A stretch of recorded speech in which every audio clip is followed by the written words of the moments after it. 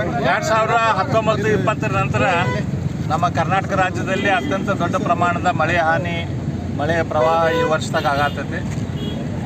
ಆವಾಗ ಹಿಂದೆ ಆಗಿನ ಮುಖ್ಯಮಂತ್ರಿಗಳಾದ ಶ್ರೀ ಯಡಿಯೂರಪ್ಪನವರು ಆವಾಗ ಇನ್ನೂ ಅವ್ರದ್ದು ಕ್ಯಾಬಿನೆಟ್ ಆಗಿದ್ದಿಲ್ಲ, ಅಂದರೂ ಕೂಡ ಏಕಾಂಗಿಯಾಗಿ ಇಡೀ ರಾಜ್ಯಾದ್ಯಂತ ಪ್ರವಾಸ ಮಾಡಿ ರೈತರಿಗೆ ಏನು ಅವಶ್ಯಕತೆ ಇತ್ತು ಆ ಸಂದರ್ಭದಲ್ಲಿ ಅವನ್ನೆಲ್ಲ ಪೂರೈಸುವಂಥ ಕೆಲಸ ಮಾಡಿದರು.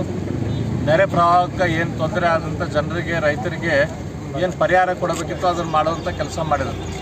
ಇವತ್ತು ಇಷ್ಟು ದೊಡ್ಡ ಪ್ರಮಾಣದ 19 ನಂತರ ಇಷ್ಟು ದೊಡ್ಡ ಪ್ರಮಾಣದ ಮಳೆ ಹಾನಿ ಇವತ್ತು ಆಗ್ತಾಯಿದ್ರು ಕೂಡ ರಾಜ್ಯ ಸರ್ಕಾರ ಇನ್ನೂ ಕೂಡ ಸ್ಪಂದಿಸುವಂಥ ಕೆಲಸ ಮಾಡ್ತಾಯಿಲ್ಲ.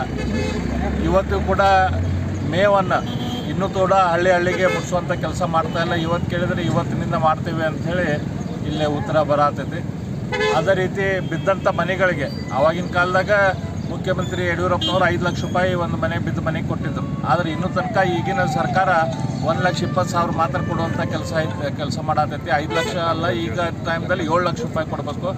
ಅದನ್ನು ಕೂಡ ಇನ್ನೂ ಕೊಡುವಂಥದ್ರ ಬಗ್ಗೆ ಯಾವುದೇ ನಿರ್ಧಾರವನ್ನು ಸರ್ಕಾರ ತೆಗೆದುಕೊಂಡಿಲ್ಲ.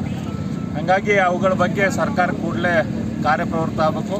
ಅದ್ರ ಜೊತೆ ಈ ಭಾಗದಲ್ಲಿ ಮೇಲಿನ ಮೇಲೆ ಯಾಕೆ ಪ್ರವಾಹ ಆಕೈತಿ ಅದನ್ನೊಂದು ಸೂಕ್ತ ತಜ್ಞರನ್ನ ಇಲ್ಲಿ ಕಳಿಸಿ ಇದ್ರ ಬಗ್ಗೆ ಸ್ಟಡಿ ಮಾಡಿ ಮೇಲಿನ ಮೇಲೆ ಈ ರೀತಿ ತೊಂದರೆ ಆಗದಂಗೆ ಅದಕ್ಕೇನು ತಾಂತ್ರಿಕವಾಗಿ ಏನು ಪರಿಹಾರ ಮಾಡಿಕೊಡ್ಬೇಕು ಅದ್ರ ಬಗ್ಗೆ ಸರ್ಕಾರ ಕಾರ್ಯಪ್ರವೃತ್ತ ಆಗಬೇಕು.